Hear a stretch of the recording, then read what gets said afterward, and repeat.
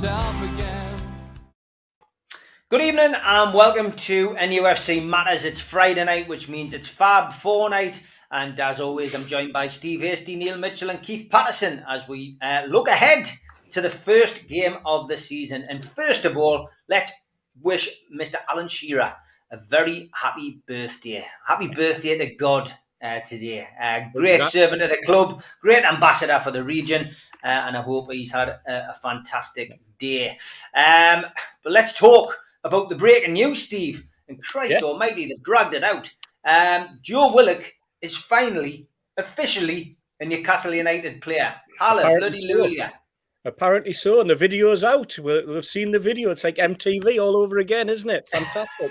The only trouble is, while they were doing the video, they forgot to register him in time by the looks of it. So God knows what's been going on there. But yeah, I mean, it's been the most drawn out transfer that I think we've had in recent years, although we've had quite a few drawn out transfers in the past. But this one, I mean, it's the one that everybody's been expecting, the one that everybody's hoping, the one that everybody then felt was never ever going to happen, even up until Wednesday for a lot of fans. But lo and behold, they've managed to, what did they say, Steve? Get him over the line. So he's there. He's a Newcastle player. So Brucey actually used that line today, Steve. Get him over the line. He did. He used quite a few lines actually in his little press conference, but that one tickled me the most, I think. Yeah, I think it tickled most people, made everybody laugh. Keith, after a summer of waiting to get the man across the line, I think the thing that stood out for me at the presser was not only that infamous phrase, getting him over the line, but it was also that we tried to get him on loan, but when we realised Arsenal weren't looking for a loan deal, we had to work out some way of paying for him. So it's quite clear that it was always intended to be a loan deal. I think from our point of view, selfishly, it's good that it's been a purchase because it leaves us able to do 2 loan deals. But it's frustrating because you know, playing West Ham at home, they're in a rich vein of form, and the only thing you'd expected was while those who were getting them over the line did that, somebody would have got his signature registered and got that registered in time for the game. So I know he's only played, I think somebody said 60 minutes of football in close season, but you'd have loved him on the bench. You know what I mean? Second half, you know what I mean? If we were 1 down or it was a draw and we had a chance to go and take it, he's such a young kid. And I don't think I don't think his nature would let him go. So I think it would have been good for coming on. So it is disappointing, but I'm just delighted he's here. My only hope is that he's not the only one. You know, we've got a couple of weeks left, and it's just you just want to see strength in depth. You need someone to cover Wilson. So I still don't class him as a centre forward. I know the club said they had 6. I still don't class Willock as a centre forward. But as far as getting him goes, some people say we overpaid for him. I think he's a cracking player. And I think he's the right attitude. So I'm just delighted he's here. But I hope there's more. You know, I hope we don't start this season as we ended last season. That's all I hope. Yeah, it's interesting what you say there about the Steve, about the fact that it looked as though the Arsenal wanted to do didn't want to do a deal, or we wanted to do a loan deal. That's completely opposite of what we were hearing last week, which was that, you know, Arsenal was saying unless you stump up to 25, it's going to have to be a loan deal because you've got to agree to the 25 and you've got to agree to all these add-ons. So that was like a total contradiction to what we had picked up over the last sort of 10 days, which I found, you know, quite interesting. And it's something that, again, I think I'd probably take with a pinch of salt, to be perfectly honest. Yeah, I mean, Mitch, it's great to see, you know, a new player in. I think the key part of the deal really was that he wanted to come, Mitch, which I guess shows you that the harmony in the dressing room is certainly there. And the stories that we talked about on this show about dressing room disharmony, we know for a fact that they were correct. But it shows that, you know, there was certainly enough harmony when Willock arrived to make him enjoy his time here and want to come back on a permanent basis. He's felt wanted by the club, he's felt wanted by the fans, and I think that's a big draw to somebody who potentially could be sitting on the bench at Arsenal. When he had such an impact, and people are talking about the fee, but actually there seems to be a tax on English players at the minute, and you pay over the odds for English players. So I don't think we've actually paid over the odds for him, if you ask me. We know we don't do transfer business like any other club. We know our club doesn't assess just the fee; they assess the wages over the period of the contract, and they factor in a number of other things when it comes to whether they decide to do a deal or not. Something's obviously happened to make them press to get this deal. The delays are curious because we know again for a fact he was up 2 or 3 weeks ago and brought a ton of luggage with him that never went back. So he was obviously, his intentions weren't to go back, that's for sure.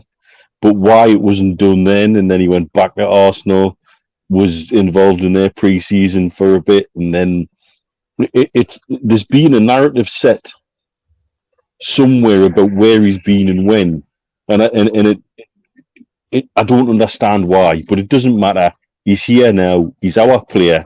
I don't think we paid over the odds for him. I think it's a boost for the club. But again, without sounding like a moaning mini, that just puts us back to where we started last season. Yeah, I think what you also remember, Mitch, is what we've got a player who's played 40 games for Arsenal in since he was 17 and scored 1 goal, and then he comes to Newcastle, he plays 14 games and scores 8. That shows you that getting a run in the team, getting the confidence level, and it also shows you in a way that, you know, over all that period of time, Arsenal and still we're more than likely not going to be able to guarantee him any first-team football as such.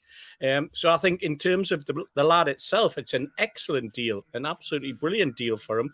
And if he can recreate the form that he was in last season for us, then, you know, 25 million makes you look at it. We've got a snip. Even if it's half the form, Steve, if you extrapolate that across the full season, that's still got more goals from midfield than we've had in probably about 5 or 6 years. And so it takes the pressure off the front men to be constantly the focus for where the goals are going to come from. Because that's what we constantly ask when we see whichever team the Bruce randomizer throws out. Where's the goals in this? And we're tired of just looking and going, oh, Callum Wilson, you know. And I think that it also gives opposition defences something else to think about. I'm a romantic, Mitch, and I was hoping that you know, he had the run of games, consecutive goals. Yes. I was like, I was so wanting to be in against West Ham, because I always think the first game of the season, like it's a bit of a lottery in a sense that everyone's going hell for leather. When you look at the results on the first games, often you get some twisted results. And you know, you saw how West Ham finished, and you saw we go to Celtic and mutilate them, and I just thought, put Willock on, you know what I mean? Because he's a kid, and I don't think they respect reputations like all the players do. So I was like quite excited that we might see. It's typical Newcastle United, isn't it? Get the signing done and miss the registration deadline. You could almost write it ahead of time, couldn't you? You know. Who got the machine close season? It's a good question. You couldn't buy it, like there's nobody else could do this. Like, you can imagine there being a scramble trying to find out who it was in the club who knows how to work the fax machine so they can get them back to Furlough. The fax machine, bloody hell, man! It's, they're using a quill and parchment still up at bloody St James's. I'm sure at times they still use the fax machine, according to Sky, and according to that guy who wears the yellow tie. They still use the fax machine. There's only 2 bodies still use fax machines: the FA and the General Dental Council. Well, there you go. Both take your teeth out. Aye, exactly. Tom Lynch has been on straight away, and this is a problem which I've seen my I've seen my friends go through. The box office has had an absolute nightmare today. I think in numbers, a lot of people being panicking this week. Their season tickets haven't arrived. Tom's hadn't arrived. People sitting on the phone for an hour and a half, working their way from number 90 in the queue up to number 1 and then getting cut off. Just been an absolute nightmare. And Tom there went up to St James's Park this afternoon and got sorted with a paper ticket. He says if anyone hasn't had theirs, you might want to do the same. Quicker to go up than sort on the phone. Yet another example of Newcastle United, everything at the last minute shoddiness. And he goes on to say there was loads of people up there who hadn't had theirs, but it took 5 to 10 minutes Not blaming the box office staff themselves, who were really good, probably very busy at the minute. So, Steve, I mean, this is just, this is just typical Newcastle, isn't it? Really behind the Nothing new, scenes though, everything. Steve. It's nothing No. new. I mean, you can go back. You can go back to the Sir John Hall days when the same thing happened. I remember at least 2 seasons during the Sir John Hall time that the same thing happened, where your season ticket didn't arrive. And of course, this is the first time that they've actually distributed tickets for 2 or 3 seasons now. So the whole thing. I mean, they did come out last week and say that they were using a third-party distribution network, obviously not Amazon, but God knows who it was. But I think it was there was. It's as I say, it's the usual, why wait till the very end sort of mentality. And obviously, we've just seen it with the signing of Willock and not getting them registered in time. But then you've got on the other side of the fence not getting season tickets out on time. What a crazy, crazy world we live in with a crazy, crazy club.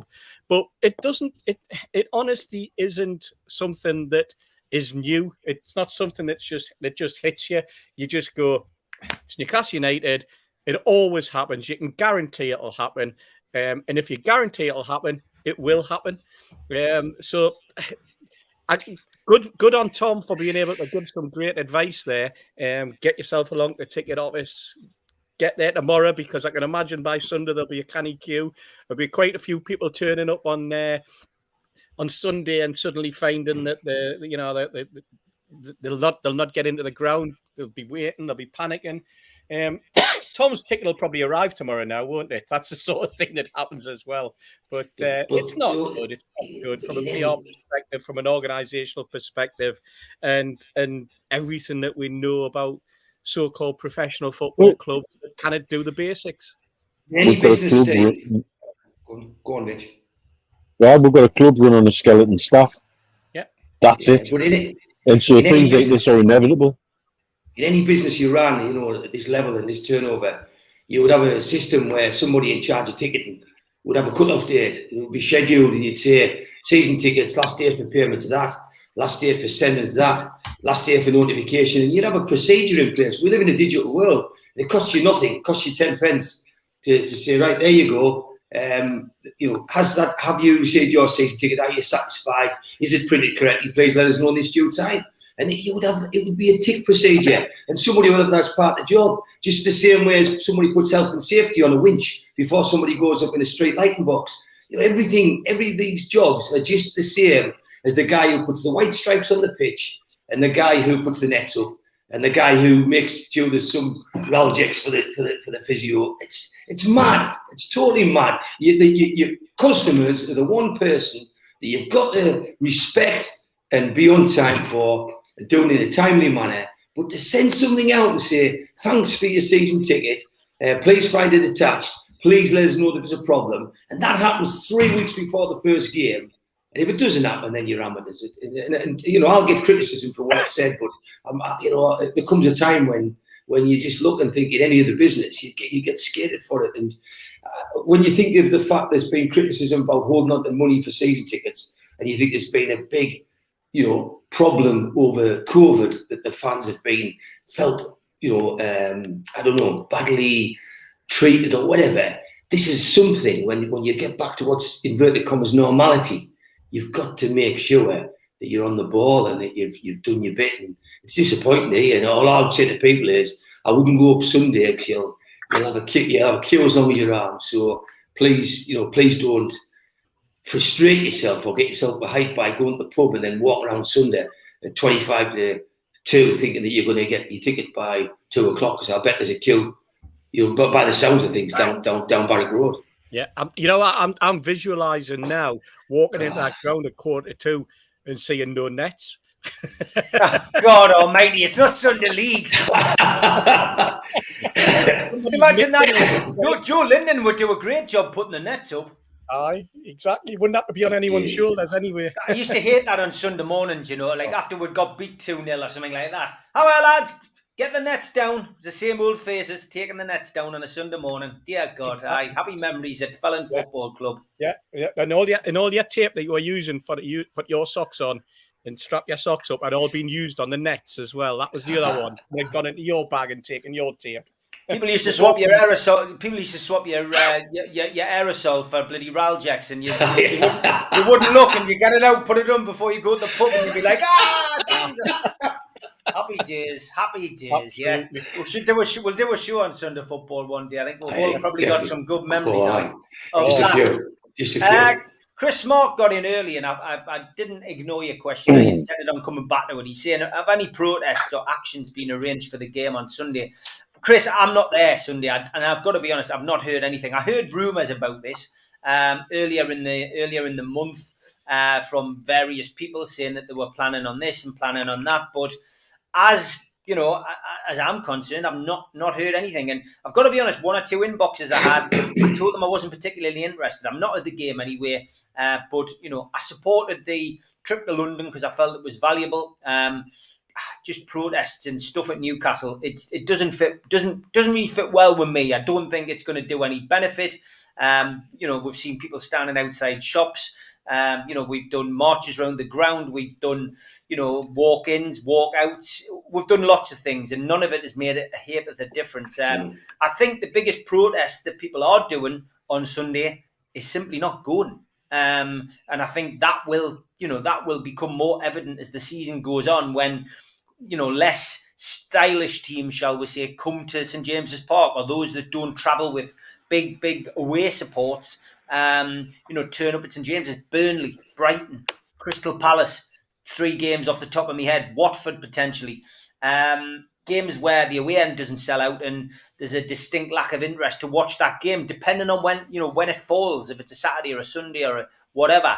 You know, we could see 39, 40,000 people at the ground. That's the biggest protest, Chris, I think. But Steve, have you heard of any protests, mate?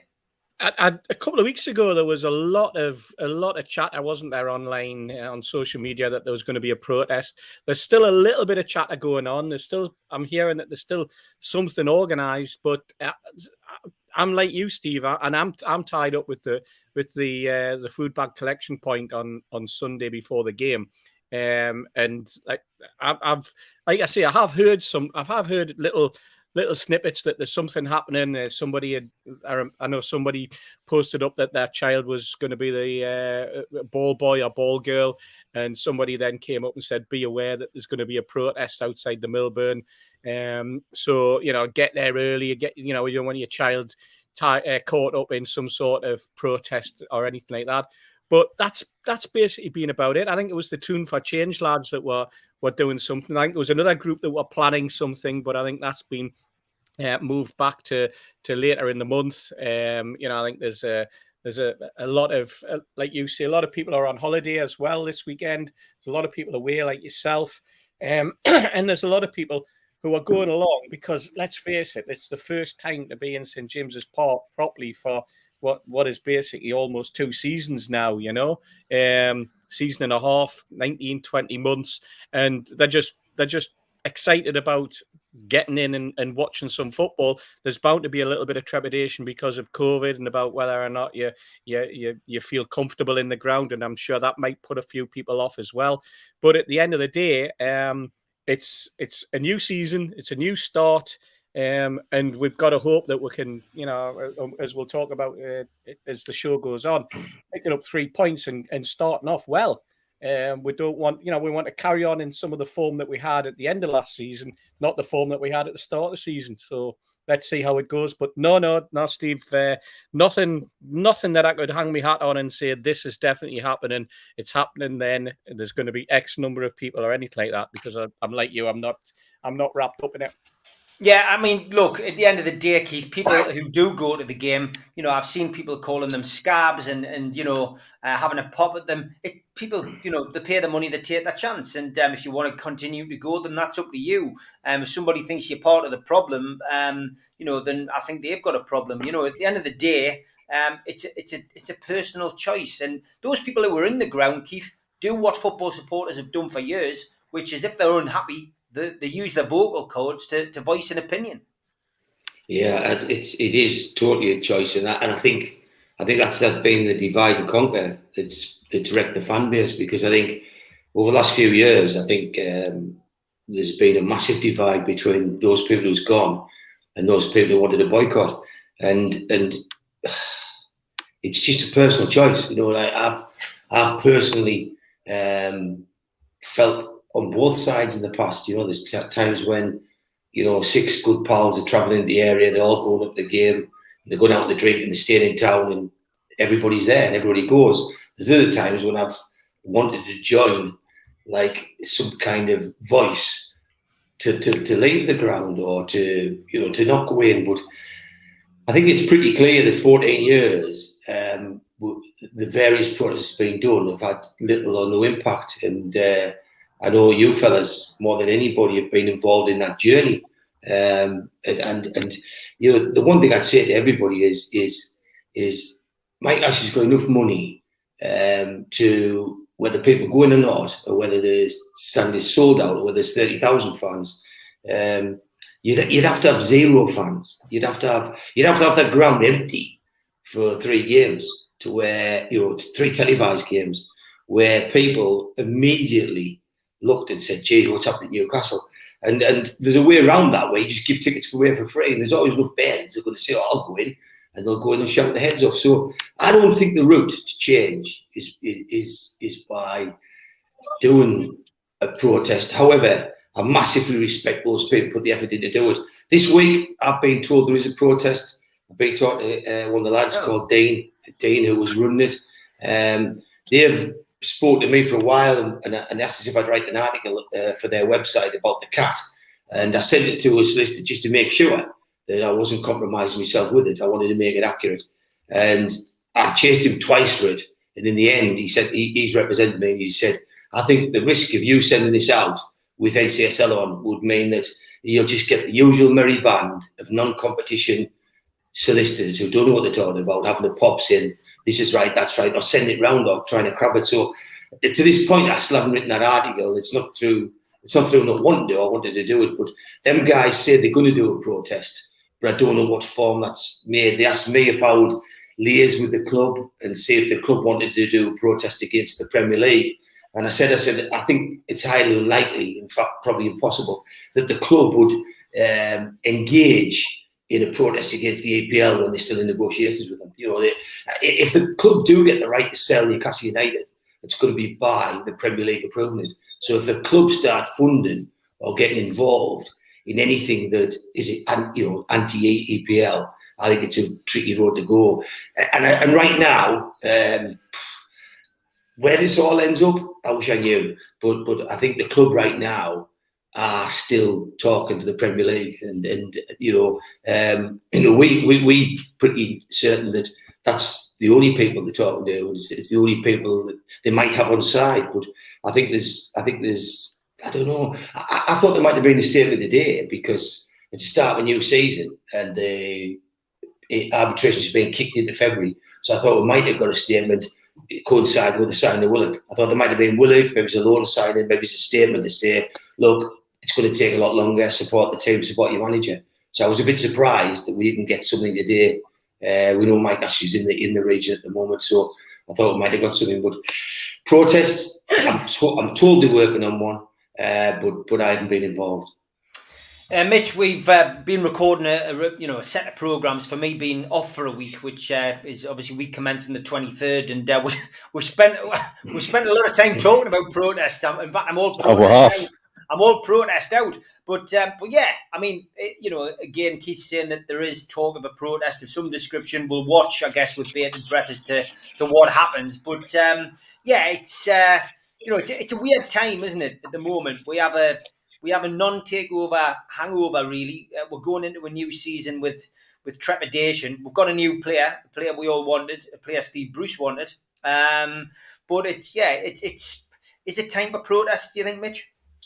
I think the Willock signing's probably taken the edge off some of it, because it looks like it's increased ticket sales for individuals ahead of the game on Sunday.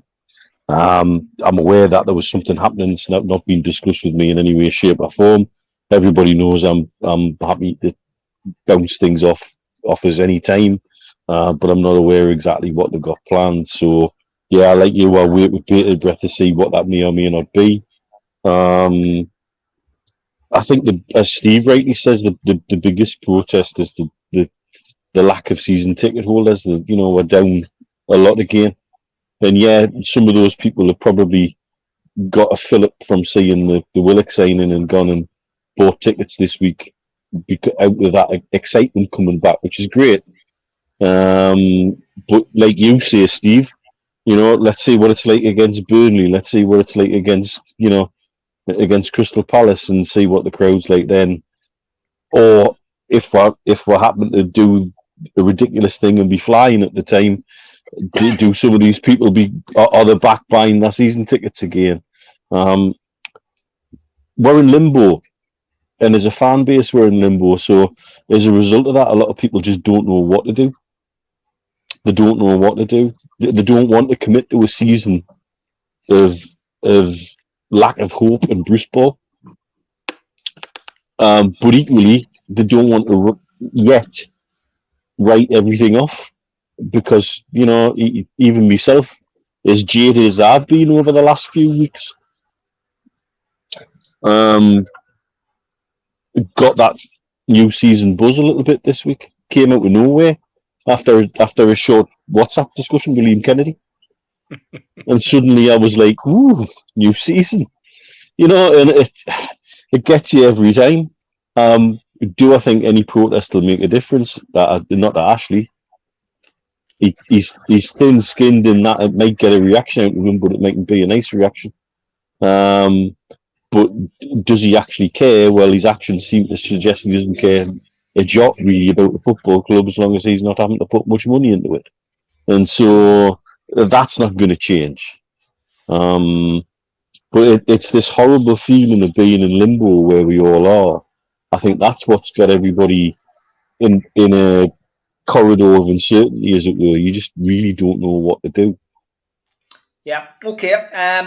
Craig Simmons has put a question in, and that is, if you're the panel, were given a board member role in the club after a takeover, what would be the first thing you would look to implement, Steve Hasty? Wow. One thing. This could dominate the whole show. We'll just do one thing. Good. Just completely revamp that communication. Revamp entirely. Rip up what little plan they have on communicating and start to communicate properly with the football fans. That's the first thing I would do. I would ride roughshod over any plans that they've had in the past, any doubts that they've had, any issues that they've had. I'd wipe the slate clean, and I would say, this is the way we communicate with the supporters, communicate with the press, communicate with the Premier League, you name it, the whole thing, lock, stock and barrel, a complete change of emphasis on how you communicate, how your communication process is operating, who is communicating, and that means it has to come from the very, very top. A total sea change. That's the first thing I would implement. Okay. Keith? I would change the whole culture of the football club, and I'd work on something called experience. And I'd change the experience a football fan has when he buys a season ticket and who gets confirmation of when his ticket is coming out. I would get someone in charge of that so he'd know when it's coming out, and he wouldn't be waiting like some of the fans are today. I would change the way tickets are arrived, the way they're charged, the way you know how they're going to be charged before you get charged. I would change the experience for a player turning up in Newcastle to have a look around. I would change the whole experience for keep people on the books, trying to proceed through the club.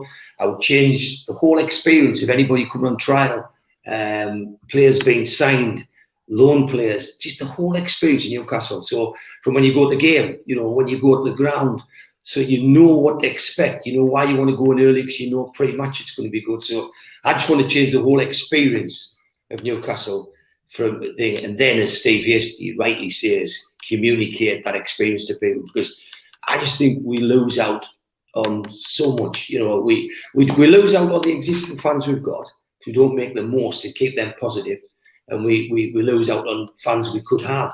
And if you think there's 10 or 15,000 didn't renew tickets before they had to give them away, that tells me that the database that was waiting to sign up, like we used to have for years, just disappeared. So I think it's down. I think the whole experience is what Newcastle has been neglected. And Steve Hasty rightly points out it's not communicated, but I don't even think the right solutions there, Steve, to communicate. I think we've got, and I said before on the programme, everything from buying a pie to buying a pint to pre-match to getting in early to just being told in advance about everything and feeling a part of it. And I don't just mean football fans, I mean players as well, because some of the players, Lee Clark's son left. If the experience was out of this world, he wouldn't have left. Okay, Mitch, what about you? We need a root and branch review of the entire sport and culture within my club. And I mean, God, you say we can go on all night. I mean, certainly Steve and I we did 48-page outline document for Midhat when we were working with him. You know, that was an outline document, not much detail in it. And within that, we talk about sporting director, somebody who has the ability to establish a culture and a style that every team that pulls a black and white shirt on, from the youngest to the first team, the attitude that they have on the pitch and off the pitch, the playing style, and the whole nature of the football that we play as Newcastle United needs to be reviewed and cemented in different layers, which then permeates through the academy, permeates through the under-23s, permeates through the first team. And so that anybody coming in, pulling on a black and white shirt at whatever level, understands what they're walking into. And you then need a manager who's happy to work with that sporting director, who doesn't see, like certainly many English managers see, a sporting director as a threat. He's not there as a threat at all. He's an entire different thing. Whether you're called manager or coach doesn't really matter.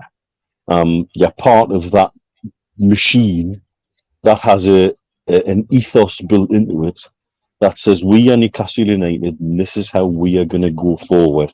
This is how we're going to develop you as a player, whether you're coming in as a teenager, whether you're coming in as an under-23 prospect, or whether you're coming in as a new record signing. And so that people have a cohesive idea of how that works.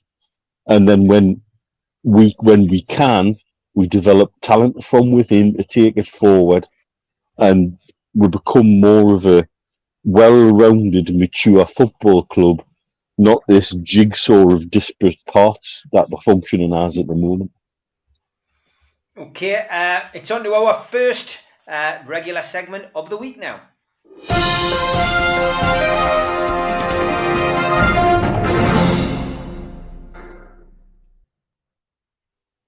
Tweet of the week, and plenty tweets floating around cyberspace, and a few things that people have sent to us as well, which means Steve Hasty and the lads have picked our way through. And the first one out the bag was this one prior to Joe Willock signing on.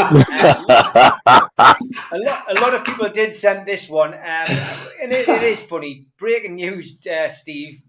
Newcastle United finally complete the signing of Joe Willock, the 31-year-old, finally put pen to paper ending his 10 years at Arsenal. 70-year-old Steve Bruce said he's delighted to finally get his man over the line. There's that line after a decade of tough negotiations. And there was plenty of these, and there was this one as well from Scott on Twitter. Whoa, Joe, when Lee Charnley finally gets the deal over the line. Thankful to say that wasn't the case, and that all of those predictions by some people on social media were wide of the mark. Again, it was full of Joe Willock. This one as well. It'll be like a new signing, said Pewster. Which again I thought was funny. This one was from Lee Johnson, Steve. Yes, that is a classic. Lee, just to be clear, Joe Willock will not be applying for a council house with Gateshead. Christ. This was the fact that people said he was up house hunting. So, well, I thought, sharp, nice one, brilliant. Yeah, this one was good as well, Steve, from David Pick.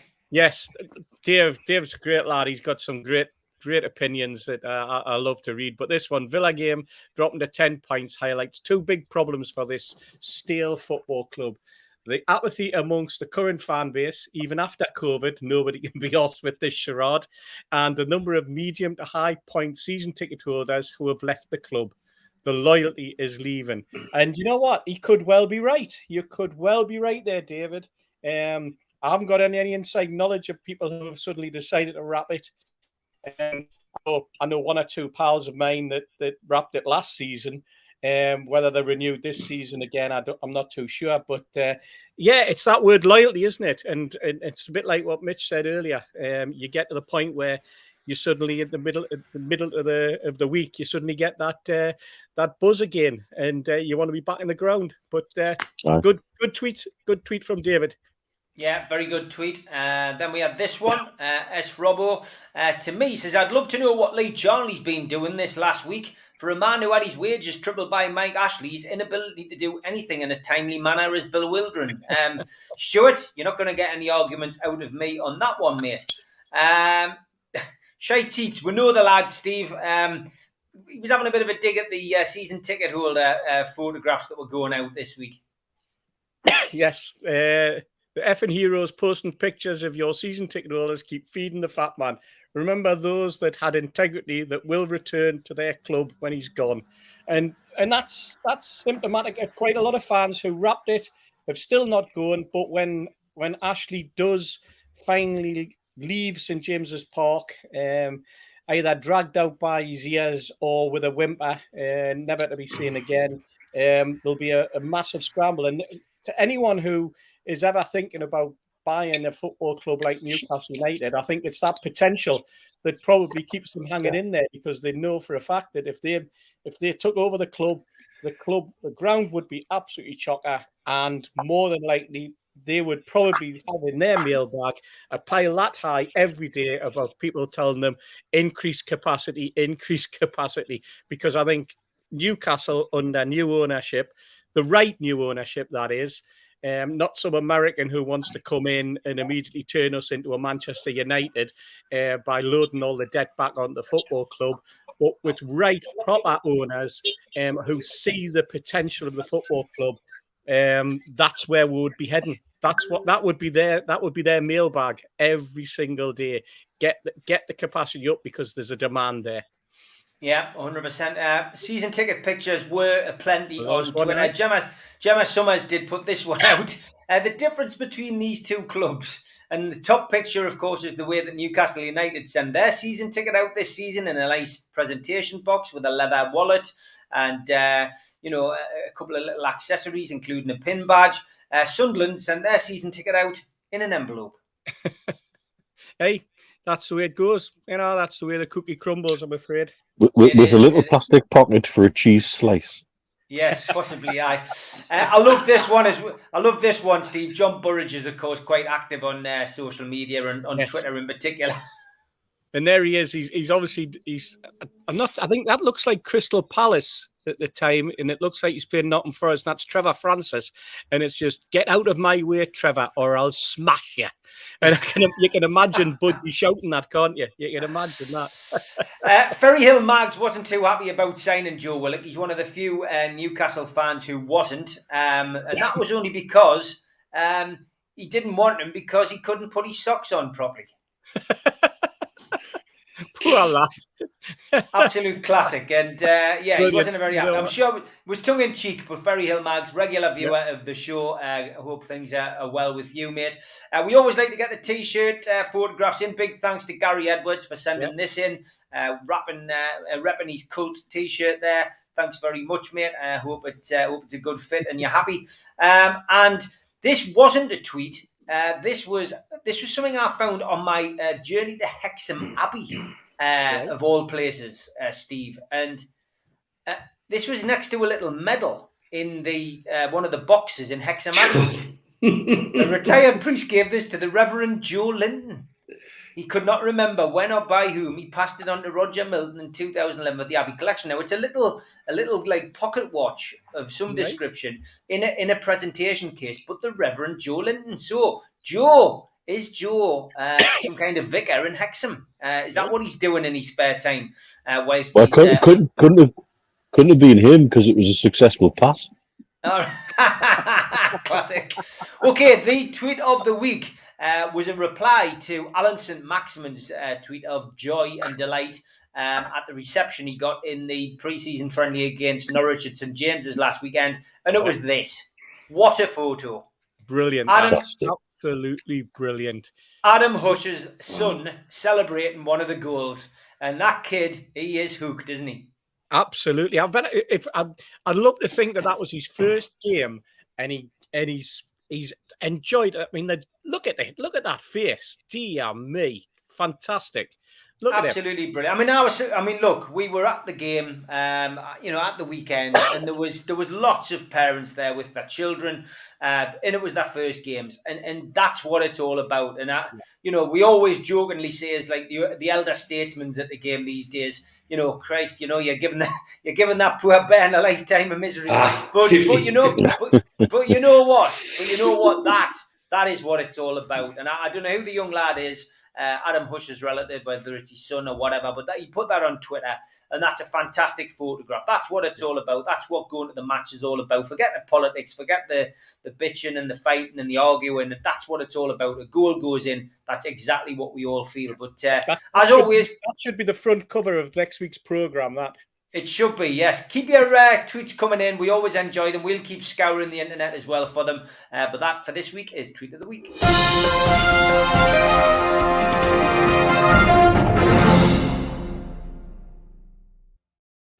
Now, at last week's game against Norwich, pre-match, Steve Hasty was hobnobbing with the Stars at the food bank. Now, we've seen his pal today walking into work. Steve Bruce walking into work. Didn't decide to drive in, walk to the training ground from wherever he lives. He normally bumps into Steve Hasty when he's walking the dog. But last week, joking aside, pre-match, he took time out to come down to the food bank, Steve. Now, I've talked about it all week. I've praised him to high heaven about it all week. Tell us how it came about and what did he say when he was there? Well, during the close season, I went out for a coffee with Lee Marshall, who's the fans liaison officer and also in charge of, he's the press officer at the club. And we were chatting and said, you know what, he needs to get out in the community. And I appreciate that we've had COVID for 18 months to the 2 years that he's been involved in the club and he came in late and all that. I said, but you've done nothing to really get involved in the community as such. And now would be a perfect opportunity for you to actually start thinking about this type of thing. And the good thing is that you can talk to Lee like that, and you can, he's receptive to any ideas that fans have, and if they're possible to put them in. And I said, by the way, you're always welcome to come to the food bank. And he listened. Bill Corcoran followed it up with a formal email saying, look, we're there every game. We'll be there at the friendly. If Steve wants to come down, he's more than welcome to come along and meet us and to hear a little bit about what community cohesion is all about and why we're here on a match day. It also explained that quite a number of the first team players have been down. A lot of the reserve team players have been down. We've had players who've been injured who have been coming into the game. I remember Sean Longstaff coming hobbling in a pair of flip-flops because he was recovering from injury, and he just walked past as a normal fan and dropped some money into the box and winked and moved on, that type of thing. So there's been lots of interaction with the first team squad and the reserves. The reserve squad came down with Steve Harper just before lockdown as well. And we said, you're always more than welcome. And lo and behold, at 12:30, Steve and Lee popped over the road, came down and met and chatted, and we were able to introduce him to John McCorry, who's the CEO of the food bank, and they could have a quiet little chat. And Steve could hear about what was happening at the food bank and what we were doing and why we were there on a match day and how we interacted with the West End Food Bank. Obviously, we're called NUFC Fans Food Bank, and we're just a facility, if you like, on match days to allow fans to come together and make donations. So he turned up, which was very good. It's actually the first manager who has turned up. In the past, we've had to go to a manager. This time, Steve came down on a match day, 12:30 for a 2:00 kickoff, and spent about 10 or 15 minutes. I've got to say, he was swamped with young kids wanting photographs taken. He did seem relatively nervous at first. Probably wasn't sure what he was walking into. But by the end of it, we saw a very relaxed Steve Bruce, who at one point even asked if we could think about starting a collection for to get a couple of signings for him, which was just his way of getting up a little bit of steam, a little bit of humour, and just sort of bringing us back down to ground level, if you like. But no, it was really good. And the fact is that, as I say, this is the fans' food bank. This isn't Bill or myself or Colin. We were just the people who had the idea. But everything that happens on a match day, all the donations that come in from fans, and they whether it's a food donation or a cash donation, and to have Steve Bruce turned up was really a way of the club and Steve being able to turn around and thanking the fans of Newcastle United for what they're doing in their community. And hopefully we'll be able to do some more work with them and more work with people at the club to keep the interest and to keep that understanding. Because what we actually want is, we don't want to be there on a match day. We want food banks to be done away with, but they can only be done away with if there's no demand for them anymore. So as long as the demand is there, we'll be there. And I think it's going to be a long, hard winter for the community. There's another £20 being deducted from the universal credit. We've got the Right to Food campaign, which is still ongoing. There's a lot of social aspects in the city that people are going to really struggle along with. So keeping the profile there and having someone like the manager of Newcastle United involved in supporting causes like this can only be a good thing. And for that, I thank him. That he didn't have to turn up, but he did. And well, as I say, we're hoping that we can do other work with him in the future. Keith, it's great to see Steve Bruce taking the time out to do that. And I felt that the publicity that he got today was positive as well. Maybe this is a little bit of a charm offensive. I mean, he walked in, he was into training this morning, he was on his phone, he stopped to talk with fans, pose for selfies and speak to them about the season ahead. So, this seems to be a deliberate ploy because, look, he's in that managerial hot seat for this season. He needs all the support he can get, really.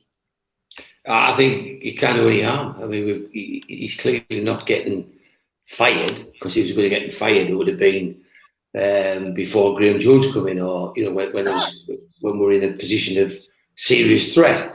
So to start a new season, and every manager that comes, they get so many games. Nothing's going to happen for 12 games or more. If you lose 12 off the trot, who knows what can happen?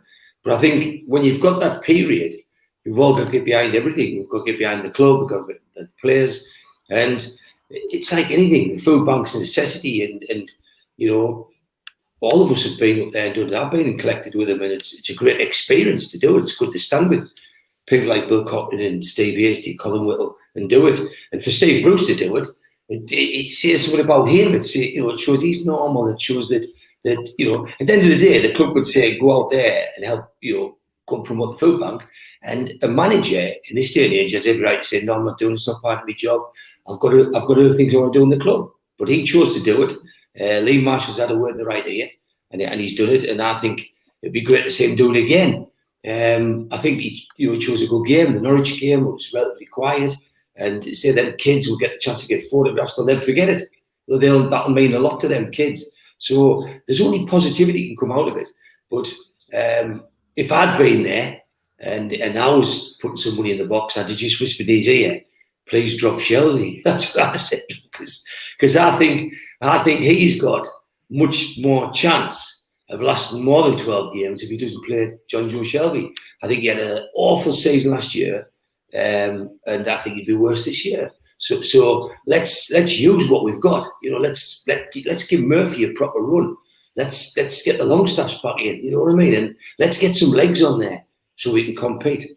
But well done, Steve Bruce. Well done to Lee Marsh. I'm sure he was the guy who instigated it, and I've heard a lot of good reports about him. But it's got to be positive. You know what I mean? I pray this year, when whatever's happening in the club in terms of takeover or not, I hope that we can do it without the relegation threat that we had last year. Look, Mitch, he's one of the good guys at the club, Lee Marshall, and God knows how he's managed to balance all of the various jobs that he's had to do over the last couple of years. But he deserves a bit of praise for this charm offensive, and it's come at the right time. Fans coming back into the ground, and it's no good if the fans are against the manager from the kickoff. He needs to be given a chance really to start the season, I think.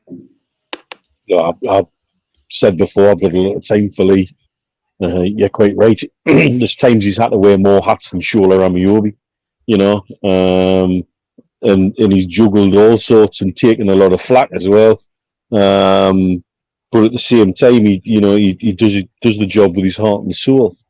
Yeah, I'm biased. I'd like to think of him as a friend when he's got family out here. When he comes out here, he often come and have a pint and chew the fat with us for a good while.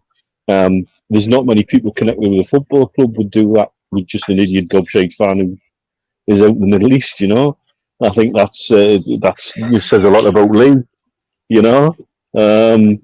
And as for Bruce, look, Ed, you've just got to watch back all the episodes of this to see how critical I've been of Steve Bruce. Yeah, we all have. But equally, I've always said from the off, I would have loved nothing better for him to be successful because it's a win-win. But what he does need to do is more of this kind of soft connection with fans, rather than come across as the person who, at times in interviews over the last year in particular, I think he's almost treated me with a degree of contempt. And so I got a pleasant surprise to see him standing there at the food bank. That's a big move, and he deserves the praise due for it. Because as Steve said, I bet he was bloody nervous walking into it, because I bet he didn't know what he was walking into. And putting himself on the street corner outside of the Gallagher, that is something that could potentially have put him in a negative situation, for want of a better phrase. But it's nice to see it happening. We've lost some of this community connection over the last 14 years. It's nice to see the green shoots are still there. But like me and Steve have banged on about, probably from weeks, months, to people's boredom, there are still some very good people inside Newcastle United who are regularly hamstrung by the actions of people above them. And it's nice to see something from Lee paying off like that, that you can't see as anything but a good news story, which is a rare thing coming from Newcastle United these days.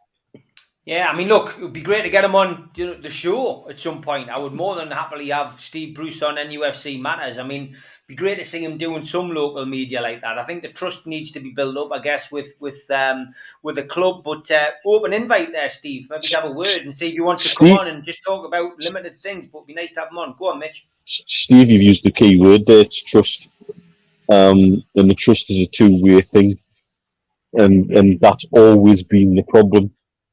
Is that the club have probably never been sure what was going to flank them in an interaction with fans, where someone was going to catch them on the blind side, and they're very quick to pull the shutters back down when they feel like they've been flanked. And similarly, because of the last 14 years, there's a hell of a lot of trust that club needs to gain back with the fan base, and without the dialogue, we've talked about this in a pre-record for when you were on holiday this week, funnily enough, about without the dialogue that there with a proper fans forum and a proper interaction, it's going to take so long for that trust to return. And that's one of the big problems we've got. I honestly think that they employ people up at that club to find ways of putting obstacles in that path. People who are always looking for, that could be a problem. That could be a problem. Instead of looking for a solution, I think they employ people who look for problems, and they don't look for ways of working around those problems. They're just, right, there's a wall goes up on that one as well. Oh, and there's another wall that we're building on that one. Oh, there's a problem. Let's build a wall around that one as well. And I honestly think that there are people up at that club whose mindset is entirely to cause division. They don't realize that they're causing division, but the way they go about things cause and create division. They create that and it permeates through other aspects of what the club does. That there is so much negativity. I call them the dementors. There are so many dementors out there who do it because they're fearful. They're frightened of what the outcome will be, instead of actually getting out there, doing the talking, and realizing the outcome could be quite possibly a positive thing rather than a negative. But I think there are people in that football club who are constantly looking at the negative.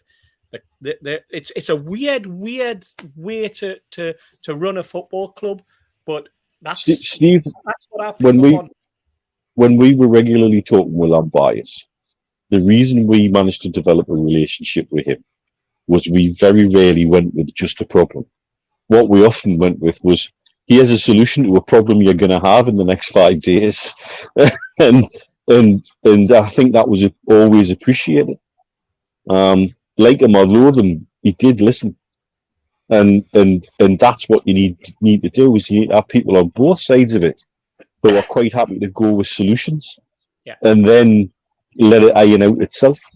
But I think you also have people who, they come into a job, they come into a situation, and let's say it's 8 years down the line from Ashley starting to work at the football club, and then they appear, and all they've heard is the angst and the anger and the negativity, and they immediately go, oh, right, well, my job is to be the bricklayer and stick another wall up and to block that, rather than take those walls down and actually getting out there into the community, into the football community, into the fans community, and understanding why the angst is there and what can be done to break it down. What they do is they just create more of it, and they kind of protect.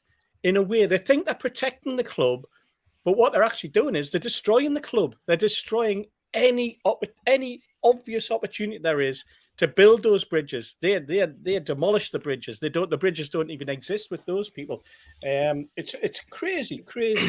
And maybe if we could wind back and we could go back to that question that was there before, maybe my first task would be to get rid of the deadwood, get rid of the negativity in the football club.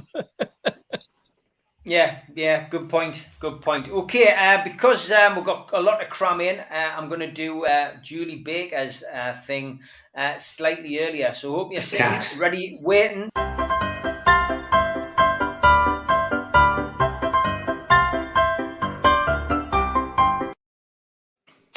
Distinct lack of abuse this week. I think the more I block, the less I see. I guess that's probably the motive here, the motto here, I think. But I'm not going to complain. But Washy Mag was back out in force this week. When I did say I was doing an interview on TalkSport 2, he went, for fuck's sake, can somebody else not do it? You're an embarrassment to us. Cheers, Washy Mag. He's certainly a big fan of mine. Anyway, keep up the good work, keep up the abuse, and if I don't get any more grief, you might be on next week for a hat trick.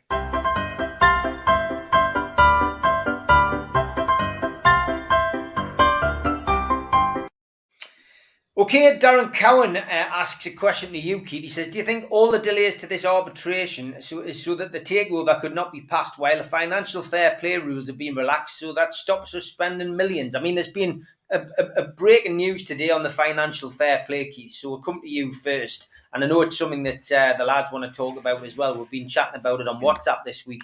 But yeah, I mean, look, there seems to be a new system that's now been brought in, which looks as if it's going to be another farce.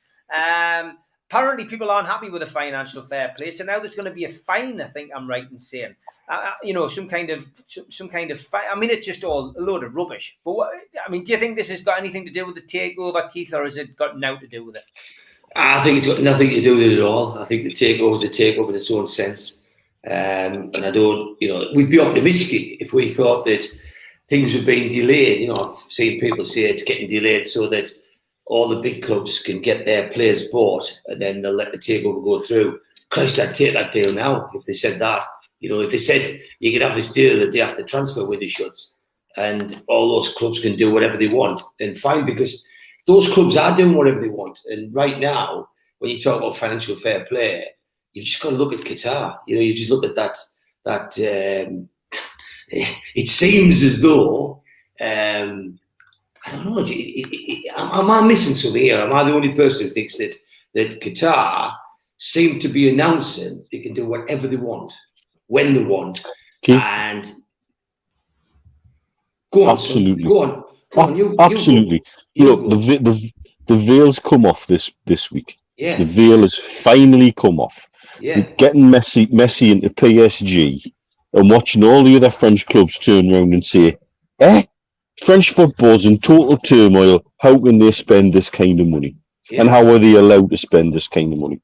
You've then got a pro-Qatar narrative, in particularly one piece written by Professor Simon Chadwick, the Borough lad, who was basically involved in most sporting projects in Doha, so you know where he's coming from, actually openly using the phrase, Qatar can now control the world football narrative.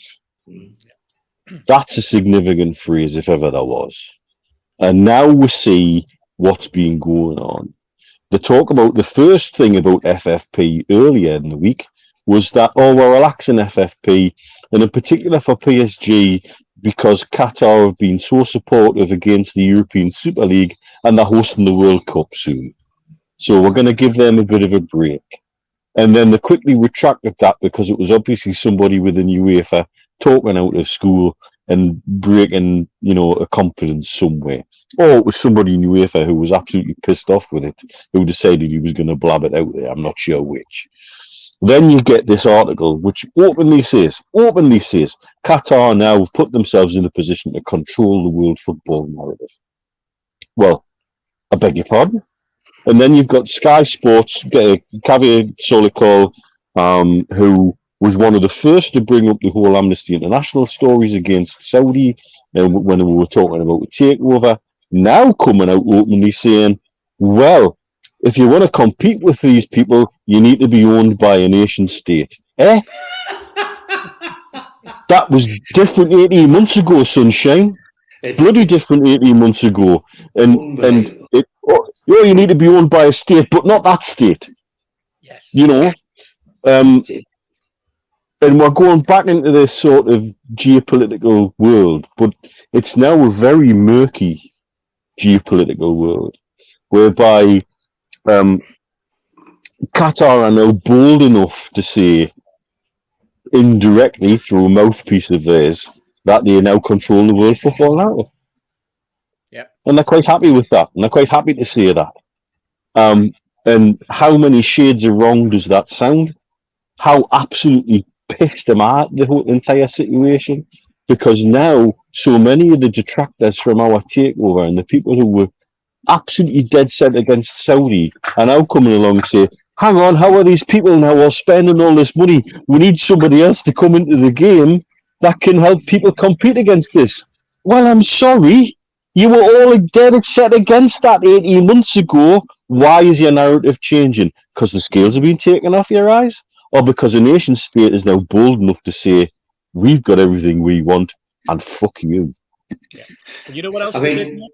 The other thing that they did was, that you talk about the French TV deal. The TV deal collapsed, and it was offered to BN Sports, and BN Sports said, no, thank you.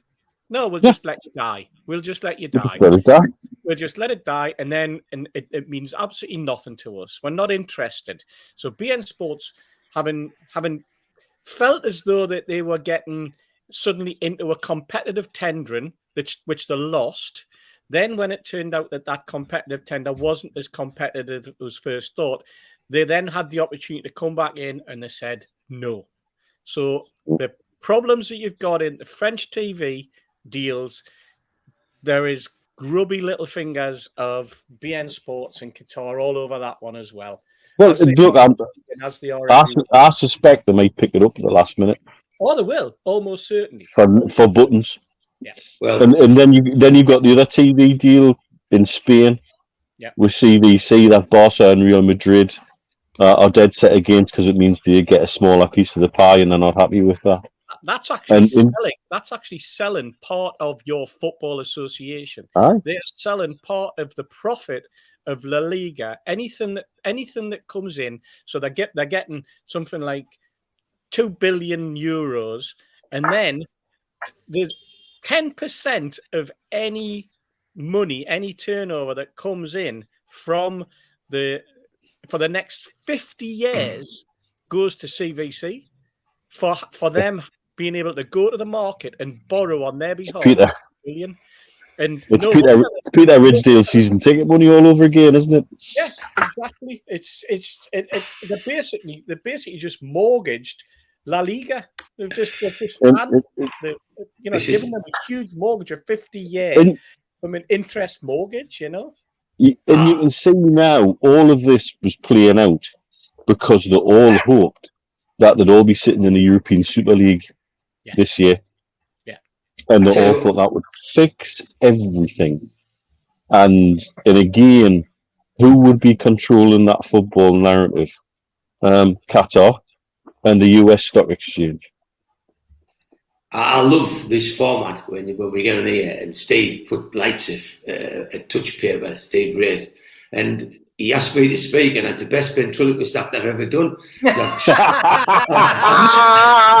I've never moved my lips, and I'm doing Mitch's voice and Hastie's voice to the team. But you know what it is? You two are at your best when you go like this, because my brother once said to me, he said he was recovering once from serious illness, and he said I could sit and listen to Steve Hastie all night, and him and Mitch, when they get going, they just go for it. And Mitch had a Hastie rant there, and then Hastie had one. Just to get you both on like that is just what people want to hear. But sometimes I like to sum it up, and Mitch said there, he says the water's murky. I think it's dark. I think it's dog shit brown, and I think it's as thick as it can be. It smells. It's vile. It's horrible. The football, we think, is being controlled by a cartel. Right. Boris Johnson's agreed with us. It stinks of shit in this country. I'm furious being a Newcastle fan. I'm getting sick to the death. And my fear is that our club don't follow and sponsor the agreement with this consortium who've stood by Newcastle waiting for 18 months. And I want my football club and I want the people that I deal with to go and get close to these buyers again and give one last chance to get this takeover to go through, because I tell you what, it pisses me off more than anything in my life that I've wasted a year of my life doing nothing, earning nothing, and spend a shed load of money on letting people take the pay out in Newcastle and the people in the city. But right now, the French clubs are all up in arms. All the French football clubs are absolutely up in arms because they're saying, you are governing us and you are making us watch everything we spend, and they're trying to tighten French football up. And they look and say, what are PSG doing? They're doing it to them. If you saw the press release with Messi, it was farcical. There was one bloke, you see him singing his head off like a 17-year-old, high as a kite, just taking the mickey out of football. That's all they're doing. But right now, I've got some hope, because when I saw this and seeing what's happening, and I watch you two, I don't think it's just Newcastle fans. I think it's fans right throughout football have seen Messi go to PSG, they've seen the World Cup go to Qatar, and I think if there's any chance whatsoever that the Saudis are going to watch this and say, we're going to take them on, I think this is it. And I think, I think if there's any hope I've got that the Saudis won't be pushed aside by PSG and won't be pushed aside by Qatar, and we'll look at letters like that behind letter and the way they dealt with our takeover and the way they instructed football clubs in England to lobby against the takeover by Saudi Arabian business. I hope that I just hope in all the will in the world that the PIF can get together with Newcastle and say, how can we take this on? Because there is a way to take it on, and the legal people know there's a way to take it on. But behind the will, there is a way, but there's got to be will behind it. And I think there's will from some of the consortium, but I just think it needs PIF and Newcastle United to get close. I know they talk regularly to each other. The club's told us that they talk regularly, but they don't talk about the Newcastle deal with PIF. They talk about it, the business. But what's going on in football now stinks to high heaven. And the way you two just summed up there, to me, is priceless. And take me out of you both, because it's brilliant to hear you one like that. To me, that's what Steve Wraith's doing. He's grabbed relevant people and put them into an arena to talk to a cracking database of fans who want to listen to it. And listening to you two there, God, I was nipping myself. I didn't even try and speak. I just sat there and thought, I'd rather listen to you two than speak myself. It sounds so much better. It's brilliant. In a nutshell, if people want to understand what the new FFP rules are going to be, it's simple, and this is how UEFA have described it. There'll be an FFP formula by which you should stand by, but if you're super rich, you can pay a luxury tax to basically go over it. So basically, the super rich are just going to get richer and do what they want because they can write the check to UEFA, and I wonder where that'll go. It'll not go down to the grassroots in the game, I'll tell you that. And this is wrong. This is absolutely wrong. You know, they're talking about, it's actually quite relevant to this question here about Mike Ashley's zero net spend. He talked about making the club self-sufficient. From under the original FFP rules, that puts Newcastle United in a ridiculously strong position. The debt we have is to Mike Ashley, it's not interest-bearing. The original FFP rules only took into account interest-bearing debt. So under the original tenet of FFP, again, we're back to Gordon McKeegan, the balance sheet champions. You know, we're back there. But under the original intention of FFP, that everybody's just turned over and ignored, be that whether you're owned by an oil-rich oligarch, be that whether you're owned by the nation that I currently live in, be that whether you're owned by a rich American family on the tick, or be that whether you're owned by Qatar, or be that whether you're owned by the oil company that is originally owned by the oil-rich oligarch that owns another club in a different country, the rules don't apply to you anymore. And the UEFA don't care. UEFA don't care. They really don't care. And they keep repeating how they don't care because they keep dancing to that tune. And it's all about keeping the Super League at bay because they know the clubs ultimately are now starting to carry so much power that the super rich clubs, they've already tried to run roughshod over UEFA once. That was done in a hurried fashion because of COVID. The more I see how Barcelona and Real Madrid are, and Inter Milan for that matter, Lukaku's gone back to Chelsea because there's a fire sale on it in Inter Milan. Inter Milan are going to be in trouble because the debt, the big interest-bearing debt is short-term and it's due soon, and you've got to pay the paper. And I'm telling you now, at the end of this season, Inter Milan could be in a huge world of trouble because their Chinese backend's gone, basically. They don't want to put any more money in. And so it's very interesting that certain shrewd journalists earlier or towards the end of last season were already saying the only people who are going to spend any money in the next transfer window are Man City, PSG, Man United and Chelsea, and how right they bloody were. It's interesting to hear you guys talk about this. You know a lot more about it than me, but it's enlightening for people, and people do enjoy it. Big shout out to our sponsors, Spider VPN. Been with us for the last few months. Google Spider VPN for all your internet connection. They'll protect everything on your computer, and they are the boys to trust in that world. Also, a big shout out to Scott at skipsandbins.com. Telephone 0800 25 45 25 3. Email inquiries at skipsandbins.com. Website www.skipsandbins.com. Easy contract free and pay as you go waste collection. Another one of our main sponsors. Got a couple extra this month as well. L&G Family Funeral Directors 0191 389 7245.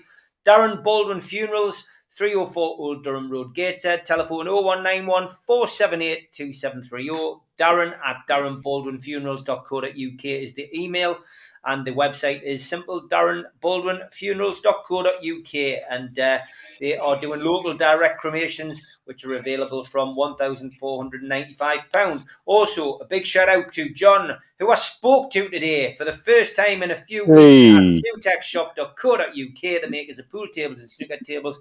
It in Wolves and Newcastle. He's been in the chat this week. He's up and about. He's walking slowly, taking his time. He says when he's not walking around, he's getting weighted on hand and foot. But he's on the road to recovery. Shocked really to hear exactly what he's been through and how badly he was hit. But the good news is he's on the mend. Can take anything up to 20 weeks to get back to where he was, but he's got his sense of smell and his taste back, and he is definitely on the road to recovery. So hopefully he will be fit and ready for November when we have our Christmas do. Also, big shout out to John at Jab Signature, who makes all of our flyers. If you are a first-time visitor to the channel, please subscribe. It's dead easy, and you get notifications as to when your favourite show comes on. Just hit the Newcastle Legends logo in the bottom right-hand corner, and that's it. You subscribe for free. It costs you absolutely diddly squat. Hit the thumb up to like the video, and over 100 people have done that tonight already. That's simple to do. You don't have to subscribe to do it. Just hit the thumb up. It does help us. And please click share. Share it to your Twitter. Share it to your Facebook. Share it to whatever social media you're connected to. It does help us. Send it to like-minded fans. Spread the word. Help us build the community. As always, blown away with the figures tonight. Over 520 watching tonight live. And that's great. Click the comment box and you can drop in and chat to those people watching. You can even get a question put in. If we get time, we tend to go through the questions, although it does get overtaken on a Friday night. And we're also available on all your podcast providers, including iTunes and Spotify. Again, it's free on there. Just click on there and you can go and listen to that if you miss the show live. A couple of plugs as well. This week, August the 19th, 7 o'clock, the Farmhouse Kitchen, an evening with Supermac. I don't think there's many tickets left. I think 8 or 9 tickets at the last count. So get your tickets now. £10 to see Supermac on Thursday night. Hear some of his stories and recollections from when he played at Newcastle, and also him looking ahead, of course, to this season. And you can also catch them, Malcolm and Joe Allen, Sunday, 12:30 at the Dog and Parrot. Joe Allen, it's his first gig since lockdown, so he'll be chomping at the bit to crack a few jokes about Sunderland, and he will be with Supermac at 12:30 in the Dog and Parrot. Get yourself along and say hello if you can. This weekend, as always, we will do Match Day Live when there's a televised game this season. So Daz will be taking over from me, as I will still be in London on my Abbey Road trip, actually going around Abbey Road on Sunday, of course. So Daz and the gang will be together from 1:30 to do Match Day Live. And no doubt he'll be plugging loaded football until the cows come home. So apologies for that now. And I've also got a fascinating interview going up tomorrow with Liam Ditchfield about how he turned his life around after getting involved in crime. Very interesting interview. That goes live at 6 o'clock tomorrow night. As you know, I always like to mix a few things up on this show. And I've got a couple of events coming up. First of all, this one, which will, I'm sure, appeal to everybody out there. And that is an evening with Steve Howie, Liam O'Brien, Rule Fox, John Beresford, Supermac, Darren Peacock, John Anderson and Kevin Scott, 4th of September. Tickets are available on Groupon or on Voucher. If you want to grab a bargain, get yourself on there. There are still tickets left. Just go on to Voucher or Groupon and type in an evening with Newcastle Legends, and you will be able to find that event there. Well worth coming along to that. Gibbo is, of course, comparing. Joe Allen will be doing the comedy. And also, I've got Bad Manners in town on the 12th of September. And tickets for this are really flying out. Done over 600 tickets for that. And always a good party atmosphere. This is a gig which was cancelled. And got a little message from the lead singer. Hello, Newcastle, 12th of September. I'll be there. Make sure you are. Buster Blood Vessel. We've had some great characters on this show, but great to see Buster, and it'll be even better to tee up with him on the 12th of September. Get your tickets from the O2 Academy for that gig. And I'm going to go to one more question before we bring Toon Tipster in. And lots of questions coming in. The one I had up on the screen before was this one from Fallen Angels, Steve. And he just wants to know what our thoughts are on Mike Ashley's zero net spend over the last 10 years. In his eyes, it's an absolute joke. He's got away with it. It's a clever PR act. I mean, it's the one thing that Mike Ashley has done consistently, and that is not spend money. Very cleverly, Steve. What do you make of that? And is Fallen Angel right to be as annoyed as he is? You're on mute. You're on mute, Steve. Pardon, Steve. Yeah, I was just going to say, absolutely spot on. That the lad's absolutely totally correct in that. He's got away with it for 10 years out of the 14 years that he's been running the football club. A net spend of zero. Are we surprised? No. You know what? He was very lucky in the early days because he inherited or purchased what was an absolutely fantastic football ground. What he's then done is absolutely shocking in terms of just letting it wither on the vine. He could have, while having that fantastic football club at St James's Park at his disposal, that had, been built on a shoestring, really, when you think about the amount of money that's being spent on clubs now, on grounds. He could have then invested in the training academy, the whole training system, the academy down at the bottom, the main first team training ground. And I think the only thing that they've spent on it is, over the years, has probably been a couple of £1 million, which has been chicken feed compared to what's been spent at other football clubs. So you're absolutely right when it comes out as a zero net spend across that period of time. I was surprised. No, it was 2008 when he said that he wanted nothing more to do with the football club. It was 2010 when he repeated it. He didn't really do anything to get rid of it. He didn't really actively try and sell the football club, and it wasn't until he had someone who was willing to offer the price that he was looking for that he even showed a semblance of interest in getting rid of the football club, while at the same time spending absolutely nothing on it. He let's face it, he doesn't even turn up to watch the games. We know that he's in the Northeast at the minute. I'll be very surprised if he's at the match on Sunday. He'll probably fly back out tomorrow and start to do something else, probably go off to America, and now that he can go on holiday, that type of thing. But it's a sorry state of affairs. But I'm not surprised. I'm not surprised whatsoever, because for those who have been following the figures and watching the figures over the years, it's nothing new. No, it's not, Keith. I mean, it's the one thing that, as I said to Steve, he has done on a regular basis, and that is spend very little. Is it good business sense? Is it just the fact that he's from a retail background, Keith? Do you think that Ashley is scrupulous and doesn't spend a great deal? I mean, I've said this for many months. Well, many months on the show. You can only really judge Mike Ashley once he's gone. Judge what he did at the club, whether it was a positive or a negative. I mean, we can all say, doing this was bad, doing that was bad. But until he actually leaves the club and we know what condition the club's in, that's when you judge Mike Ashley's reign, I guess. I'm told that the financial position of the club, when he leaves, will be a lot healthier than when he came. That he bought a club, I was told, built on a pack of cards, and that a lot of the purchases were mortgaged over various things. But I think sometimes we get told things for effect so that we believe what we get told. But I'm certain now that financially it's run better. 10 years in the day that we live in, with a zero spend, can't be good. I think anyone who tries to defend that's going to make themselves look like a fool.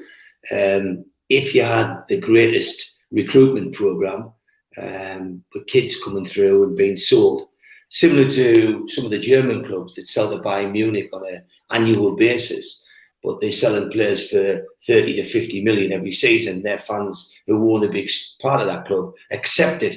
It wouldn't do me. I wouldn't want to own part of a club that kept doing that. I'd want somebody to compete. But when you think that we've bought players like Joe Linton for 40 million, you've got to ask yourself, would you like to spend 40 million this year? And I think it's who you spend the money on that counts. I've just heard tonight that Chelsea have released their squad players, and that Ross Barkley hasn't been given a number in their squad. And I'd happily go into this season on the surmise that Ashley is going to leave and going to sell the club, and somebody else is going to buy it. if we could make a couple of free transfers and a couple of loan signings of the ilk of Barkley, because when you see Lukaku getting bought back for the figures they're talking about, is it 90-something million or something? Like how do you let a player go out of your club and then buy him back for that kind of money? It's financial madness. So I'm pleased at the moment, until we got an owner of similar standard to PIF or PIF themselves, that we aren't in that game. Because we can spend 40 million on Joe Linton and go backwards. You know, we can. So how much we spend right now doesn't bother us as much as how many players we get in. If you see where I come from, like Mike actually might have a zero spend, and he could go now and spend 30 million or 40 million or 50 million. But what difference would it make? So I'd rather, to get through the period that we sell it, take some loan players. I'd like to take, a player off Chelsea, and I'd like to take a player off Man United, and take a couple of kids off Man City, and then take a couple of free transfers. Because what I'm frightened about is numbers. I'm frightened that you're not going to change Mike Ashley's trend for 14 years, but can we change his mentality that last year's team wasn't equipped enough? It needed more signings. And when you've got a manager that thinks we've got 6 centre forwards, that's what's worrying me. Because I want to see Wilson plus 2 more centre forwards that can replace Wilson if he gets injured. And I'm not bothered whether they're free transfers, loan deals, or whatever they are. All it is that Mike Ashley's legacy. That's a great point, because I even wrote it down earlier. What Fallen Angel had put down. I actually made a note of that earlier because I wanted to bring it up, that he's got a net spend in 10 years of 0. But I don't think we're going to change that. I think that's his legacy. His legacy might be spent out, but he left it financially stronger. What I want to say is, I want to see him being, 4 or 5 more signings in quickly. And if Ross Barkley's not got a squad number, I'll take him, because he's better than what we've got. Great stuff, Mitch. Just quickly on that point before we bring Toon Tipster in. 2 things. One, with regards to the Lukaku transfer, I genuinely believe there was an agreement between many of the big clubs to do certain transfers at certain times to satisfy the old FFP laws.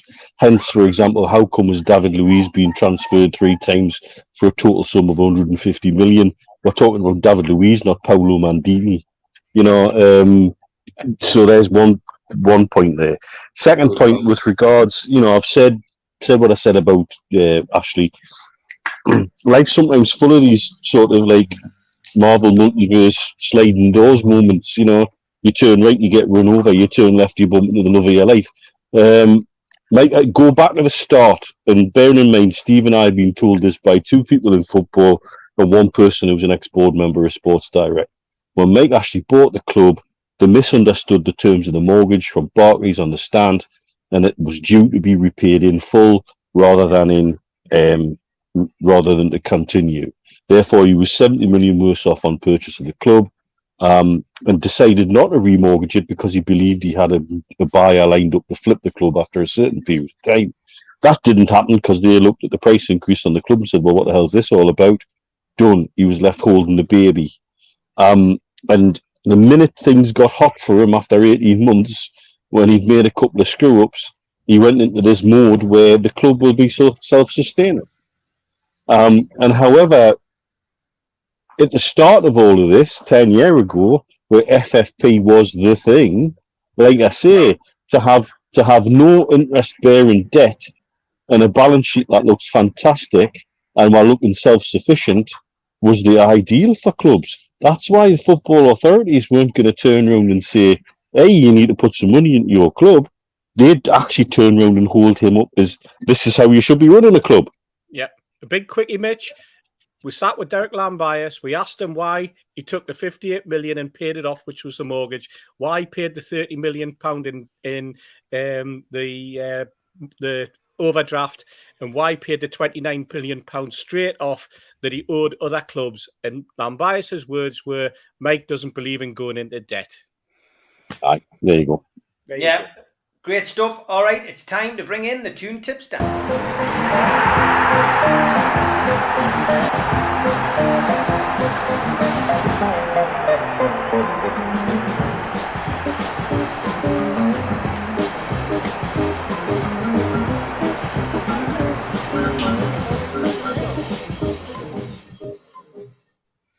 Good evening, Joe. No, lads. All right. All right, bro. How you doing, mate? Good to see you, mate. Good to see you. And what's that you've got on the screen there? Toon Tipster. Haven't met Supermac. I haven't met Supermac. I'm still annoyed last week that Spenny Mag has. Steve and I haven't. You have to keep up. You have to go every week to keep up. Your time will come, mate. Okay, get yourself on with your tips, mate. What have you got for us this weekend? Well, I'm over the moon.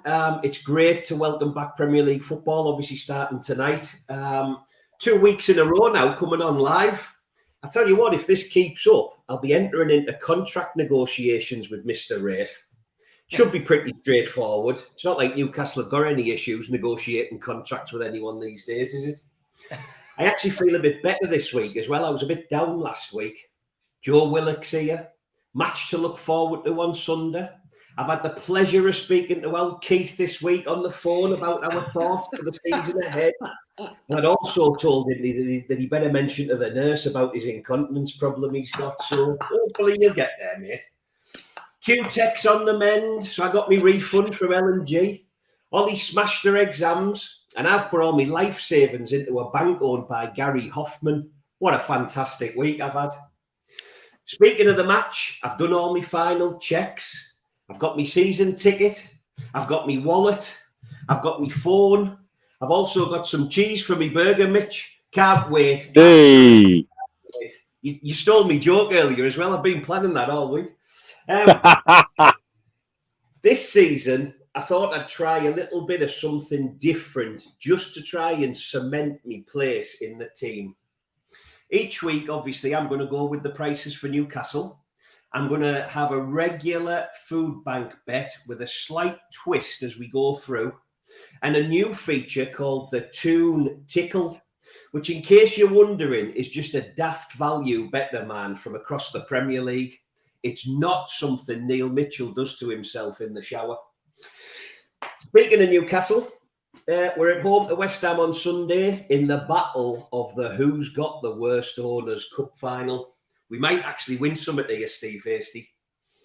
We start the season as second favourites for the win at 11-5, with the Hammers being almost evens at 6-5. The draw is 5-2, which isn't bad if you think that it will be tight. Mind you, if we can get that ground buzzing, and with our recent history against West Ham, which isn't bad to be fair, 11-5, I don't think are bad odds for Newcastle this Sunday. If you fancy goals of over 2.5, or you don't fancy goals of under 2.5, they're both 11-10, depending on which way you think it's going to go. 0-0, 10-1. 1-0 Newcastle, 10-1. 2-0, 18-1. And 2-1 Newcastle, 12-1. Ones each, 6-1. 2-1 West Ham, 9-1. And a 2-0 defeat will be 11-1. Callum Wilson is favourite to score any time in the match at 7-5, followed closely by Mikel Antonio for West Ham at 8-5. Big Joe, Miggy and ASM all come in at around the 3-1 mark. And Fede Fernandez, a favourite of me dad's, he's 20-1 to bag a goal from a set piece. No price for Joe Willock due to Lee Charlie realising that he forgot his Parker pen at 5-12 today, just as they were about to sign the contract. So we'll get on to Willock next week. In terms of the food bank, Mr. Hasty, every week I've decided to put my fiver on Callum Wilson to score for Newcastle. I'm hoping that if he has a good season, we'll get a decent return into the pot that I can put into the food bank. This week, as I said, he's 7-5, so we'll start off with 12 quid, which isn't a bad way to go on. I'm hoping for at least 15 goals from him this season, so hopefully we can do something. I don't know if there's more pressure on Wilson or the physio here to get this right, but we'll see how we go. And in terms of your Toon Tickle, Mr. Mitchell, I'm going for Arsenal, Chelsea, Leicester, Manchester United, Manchester City, Everton and Liverpool all to win at 23-1. Bet safe and how are the Maggies? Thank you, gentlemen. Great stuff as Great always, stuff. and please bet responsibly out there. Great stuff from Joe. And Joe, as always, will stay around for the last 20 odd minutes of the show, and which means, of course, he gets to enjoy and laugh out loud at.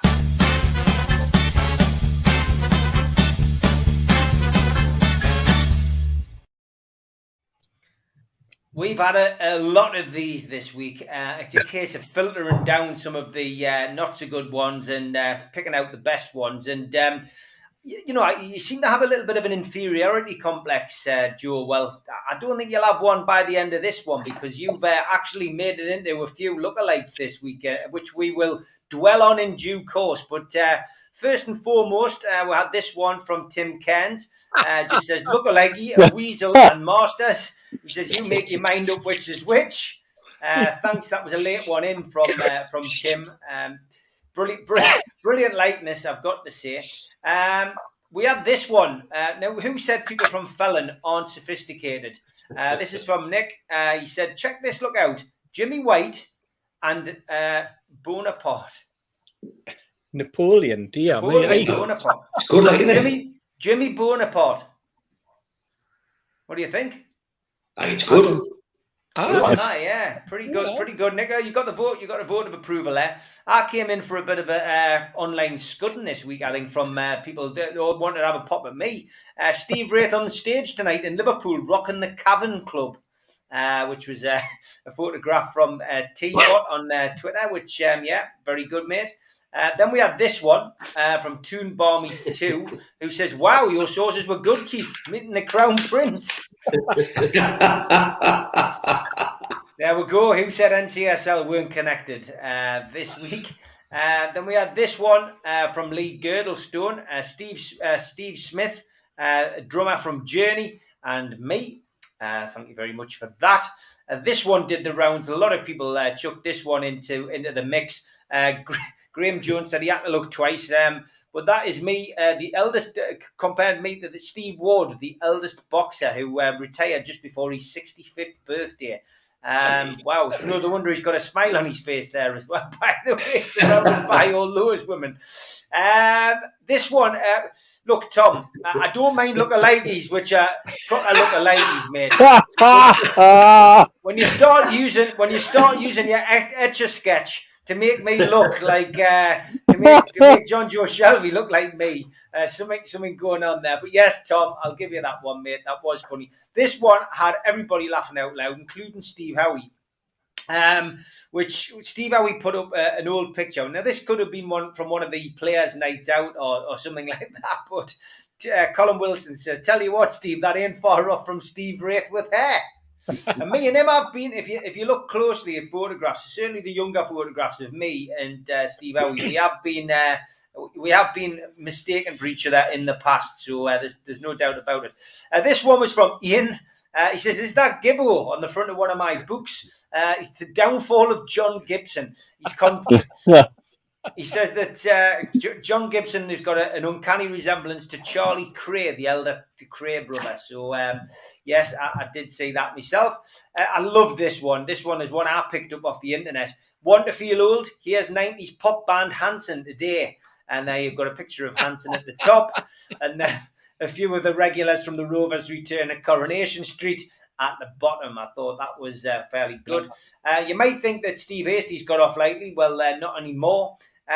This one was sent to us by somebody. Bob Boswell and Steve Hastie at the food bank. I mean, that's brilliant. Uncanny, Steve. Uncanny. Yeah, very much so, yeah. See, the general public are now going for quality, not quantity, you see. Yep. Okay, and the last Steve Hastie one for the day was this one from Leon. Steve Hastie on a bad hair day, or is it his long-lost brother? It certainly always gets Keith entertained anyway. Now, we've got a hat trick here. And this is where Joe has suddenly realised that fame is now knocking at his door in the borough. First of all, we've had this one. The darts player, James Wade. Then we had this one, David Earl from Afterlife. Oh, Yeah. Character that Ricky Gervais. But the winner and this week's tune lookalike for this week is this one. Fantastic. Joe Walker and Ronnie Gray from There you Deddy go. Van Salmon. That is excellent, mate. And you've even got the look there. You've got the look. I've actually got a replica cup. I might send you it down, Joe, and you can actually do like the photo shoot. But that is... There you go. That film that's coming up, sorted. That's your two lookalikes for this week. Thanks for sending them in. Keep them coming in to me, Steve, Mitch, to Joe and to Keith.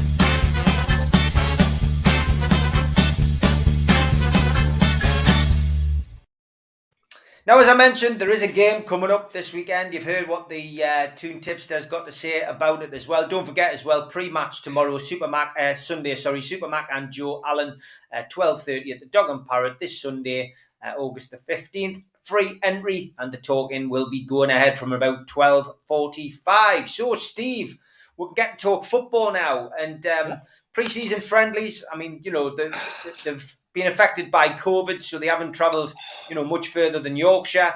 Obviously, the Norwich home game last week was rather comprehensive in the second half. But you know, going into the new season, going into another Premier League season, mainly thanks to the goals of Joe Willock, are you feeling confident, Steve?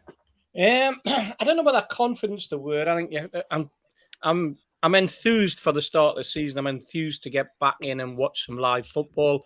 I'm excited that, you know, we're going to get that opportunity. It's you always go into a season, you know, really, really sort of buoyant, you know, and this season's been slightly difficult. It's like a bit of a conundrum, isn't it? You've on one stretch you're going there saying, I haven't been there by 18 months. I want to go. I cannot wait. And then you've had no transfer activity, which it kind of like affected your sort of subconscious, and you're sitting there going, "Oh God, what am I going in to watch?"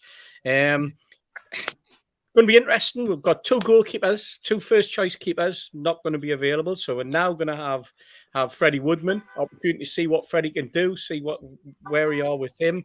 Be interesting to see whether we're going to go with the Jones back three, back five, wing backs. Who's going to play in centre midfield? I know that when we get round to Keith, I know the bit that he's going to talk about in terms of centre midfield. So I'll leave that one up to him. And obviously, which of the 6 centre forwards are going to be playing up front? And that's it for me. I mean, will Almiron? He got a first run out of the season last week. Will Almiron be in the thinking? How many more bandages can ASM wear? You know, is he going to come out looking like the mummy?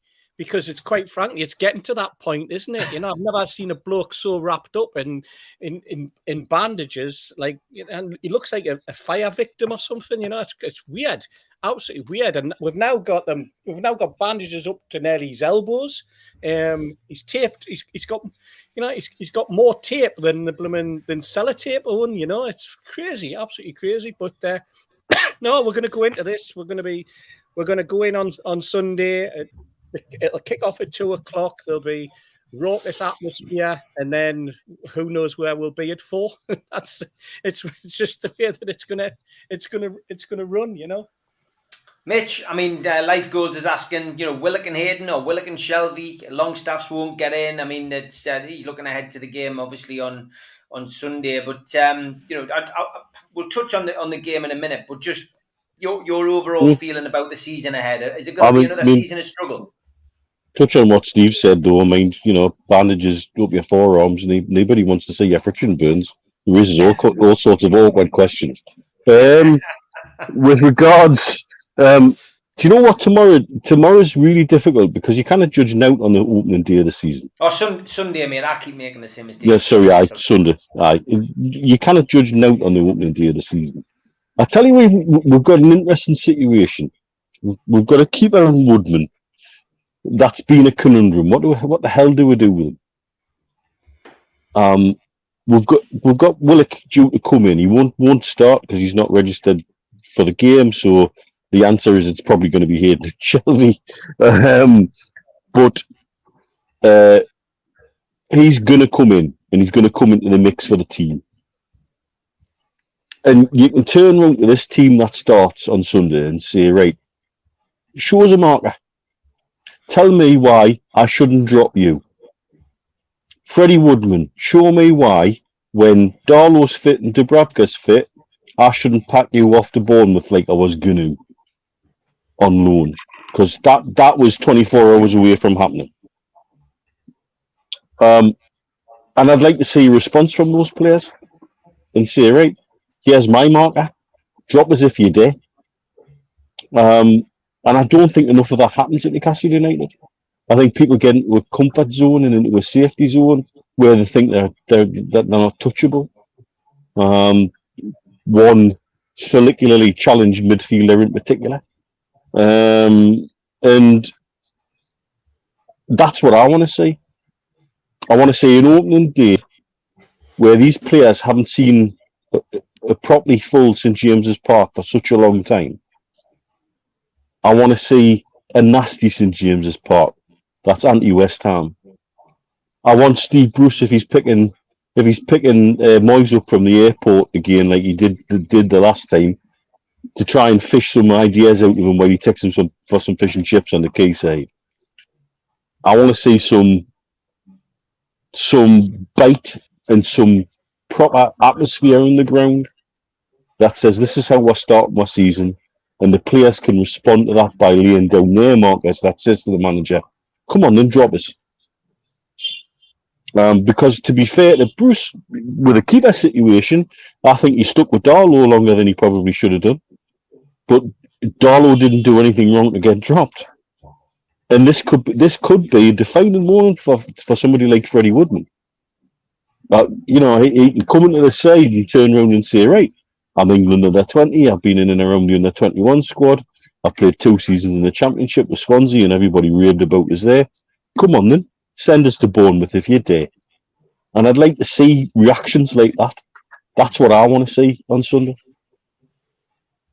Okay, Joe, I mean, it's a new season, a new dawn, bit of positivity, a bit of PR. We discussed it earlier, from Steve Bruce popping down to the food bank, walking into training today, speaking to the fans. How are you feeling going into the season, mate?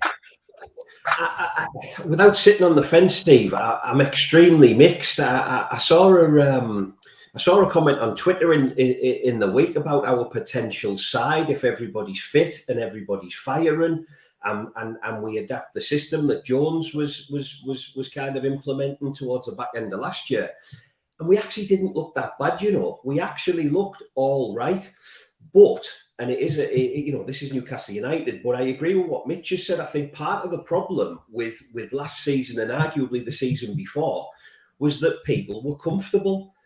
Nobody was coming to get John Joe Shelby's place off him because who the hell was going to? Nobody was going to take Lascelles out of the side because nobody was good enough to do so. Nobody was going to take the shirt off Wilson because who on earth was going to be able to? So I think for me, it's a mentality thing. If we just say, well, we're no further forward, we've only got the same side as we finished last season. I mean, I'm delighted that Joe Willock signed, by the way, I must admit it. And I've noticed Martin Keogh tonight coming straight out and saying, why on earth are Arsenal letting him go? He's arguably the best we've got. So I'm delighted about that. But my concern is we're going into the start of this season with exactly the same setup that we ended last season. And although we had a decent end to the season, we were hardly pulling up trees. So is it going to be another season of let's just do enough? Is it going to be that this takeover is going to rumble on and unsettle us for another 2 transfer windows? Or is it going to be, as Mitch said, let's get our sleeves rolled up. That stadium's going to be as full as it can be. And let's get stuck into them. I'm confident about the game itself. In terms of the season, I'm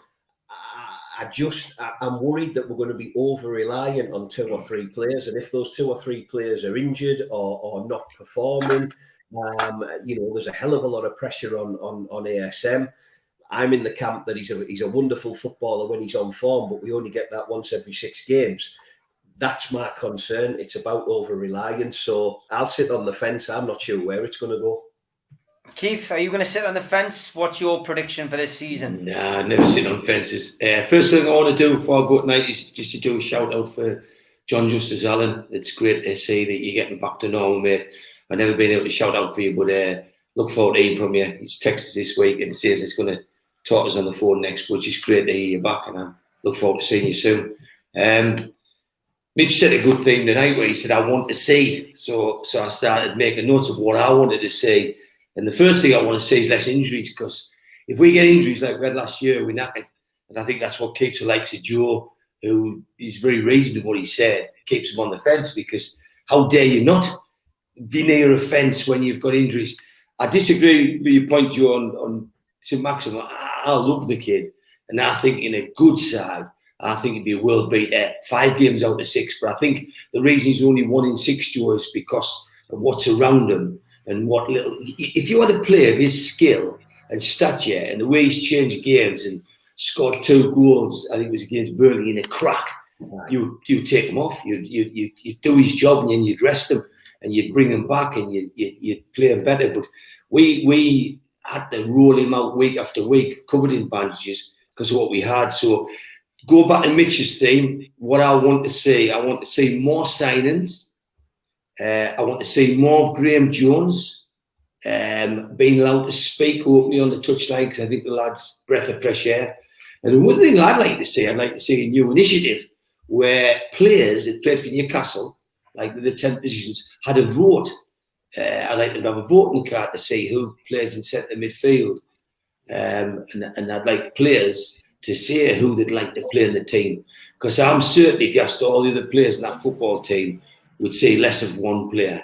And I would like to see less of John Joe Selby this year. I think if we do that and stay free of injuries, we might do all right this season.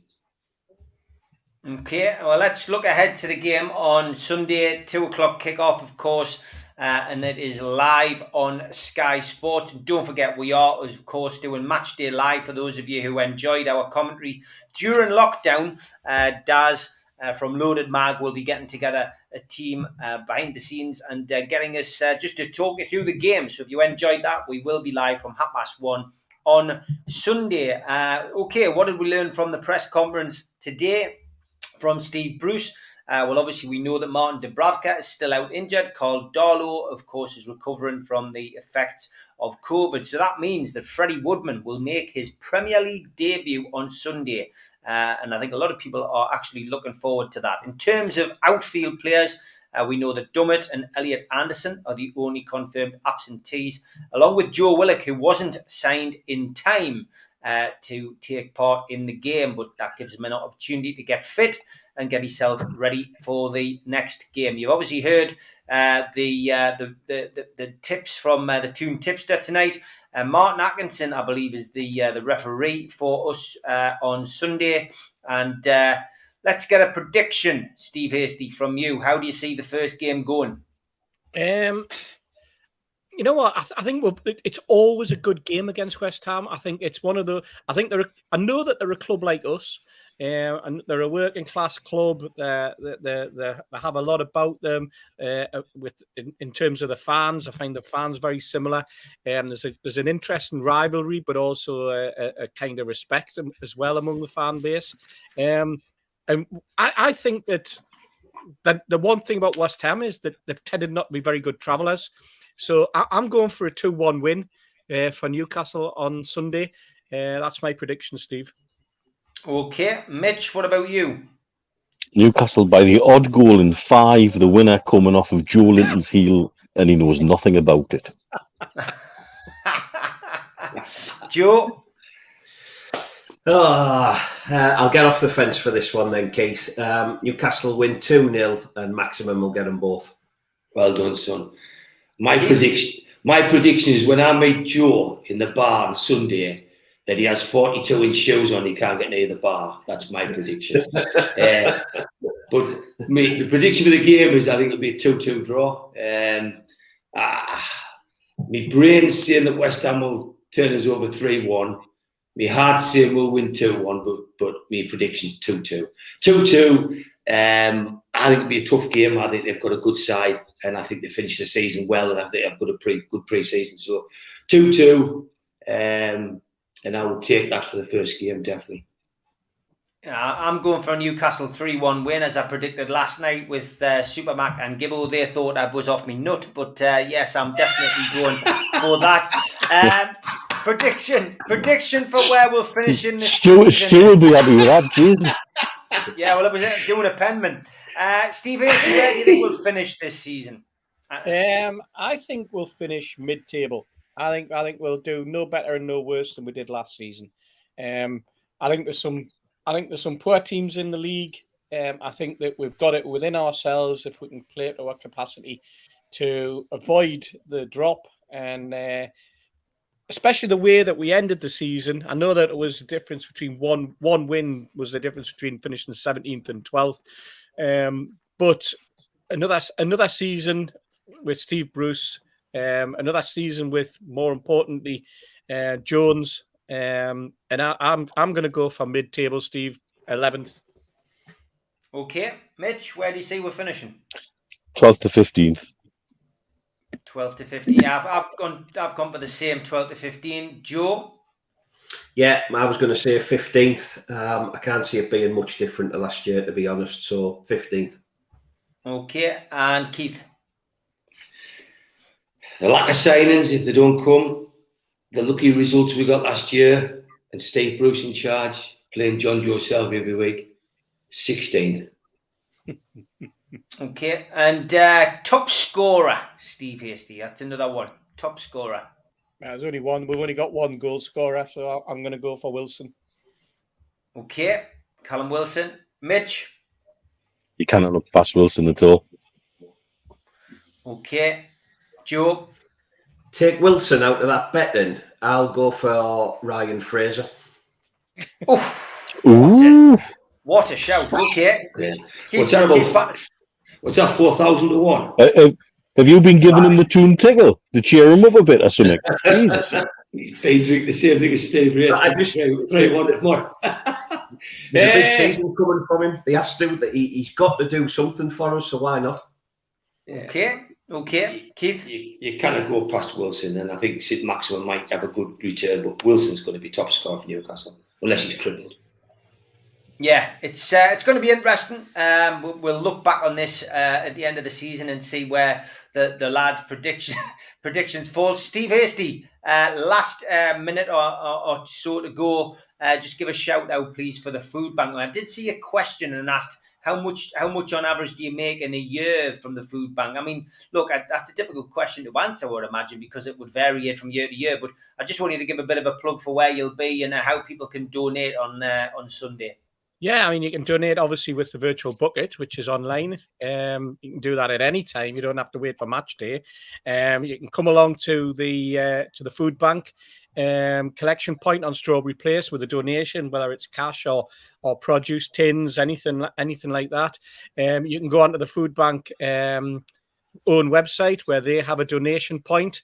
Again, you can use the links that are on there to make donations, which go directly to the West End Food Bank as well. On average, we average between 1,800 and probably £2,500 per match at St James's Park. We also average in probably between 200 and it's about 200 and 300 kilos of produce. We have had, an awful lot more than that. The highest I think we ever collected on a match day was around about £5,500-6,000, which was one of the Christmas games that we played a couple of seasons ago. It varies. It's amazing. But the whole top and bottom of it is that without the fans, there would be no NUFC fans food bank. It's there. It's a facility for the fans to make a donation and to support the community. In terms of a total, I think we added up one year that with the amount of produce and the cash donations that had come in the very first year that we did it probably tallied up, if you use shop prices, it's somewhere in the region of £200,000. We don't do that sort of calculation now. Everything goes directly to the West End Food Bank, and then Gemma on a Monday or a Tuesday does the tallying up. She tells us how many kilograms of food was collected, and she tells us how much the total cash donations were. But then we leave it up to the trustees of the food bank to do their bit and to spend it accordingly. And obviously, I mean, the other added on bit we have, Steve, is all the work that you've done and the lads at QTech and the T-shirts and the marvelous auction donations that have been made. There's an auction going to go up sometime probably in September, which will be publicised on NUFC.com, where Biffa is going to be supporting the food bank again with some online auction pieces, including that wonderful set of trainers, the gazelles that have been produced that you saw at your event just a couple of weeks ago, Steve. I'll be in for them, like. I think you will be. Amazing stuff. Yeah. Okay. I've got to go because I'm going to pre-record now a Dream Team. And this one's rather special. Those of you who've watched the Dream Team programs over the course of the last 12 months is where we get different people to off the panels to pick their all-time Newcastle 11. And we're doing a little special now. I'm pre-recording it for when I'm away. We're doing the oldest contributor and the youngest contributor together. So George Mitchell and Holly Blades tonight are recording their teams together. And that is going to be great to see the clash in style. So looking forward to doing that. So I'm off to do that. Have a great weekend, guys.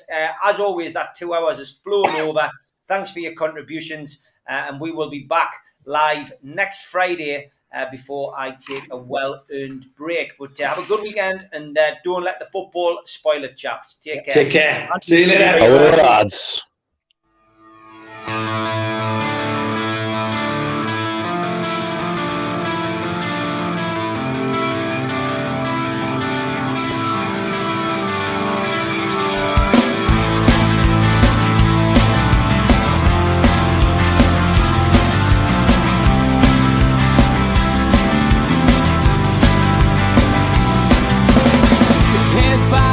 Critics attack. It feels like I've been talking to myself again.